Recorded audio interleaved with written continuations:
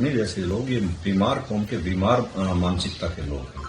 इनकी मानसिकता ही आतंक की मानसिकता है। ये जिस मदरसे के मौलाना है वहां से हमेशा आतंकी पैदा हुए हैं। ये बेसिकली लोगों को बरगलाने का काम कर रहे हैं। और मैंने अभी भी कहा है कि ये देखिए एक दिन वो स्थिति आने वाली है कि वंदे मातरम बोलने वालों को बीमार बताते हैं, देश के संविधान को नहीं मानते। संविधान की जब बात आती है तो आप 4 बीवी की बात करने लगते हो। किस संविधान में लिखा है कि आप 4 बीवी रखे हो?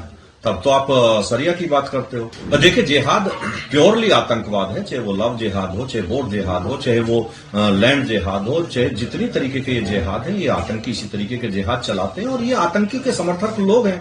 इनकी जांच होगी तो ये आतंकियों के घर में इनके पजम्मे रखे मिलेंगे, आप देख लेना। देखिए मैं हमेशा से कहता आया हूं और मैं फिर कह रहा हूं कि मौलाना मदनी जैसे लोग ये बीमार कौम के बीमार मानसिकता के लोग हैं।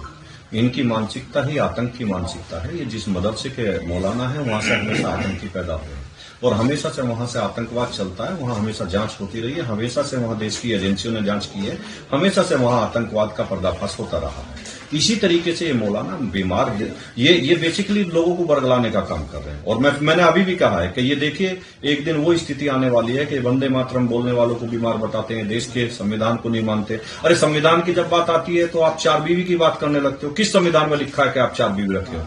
तब तो आप सरिया की बात करते हो। आप देश का संविधान नहीं मानते, देश का कोर्ट नहीं मानते, देश का सुप्रीम कोर्ट नहीं मानते।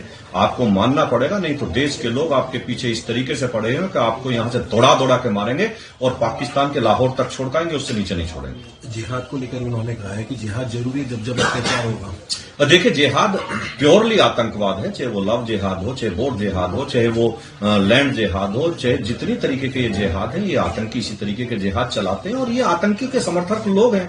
इनकी जांच होगी तो ये आतंकियों के घर में इनके पजम्मे रखे मिलेंगे, आप देख लेना।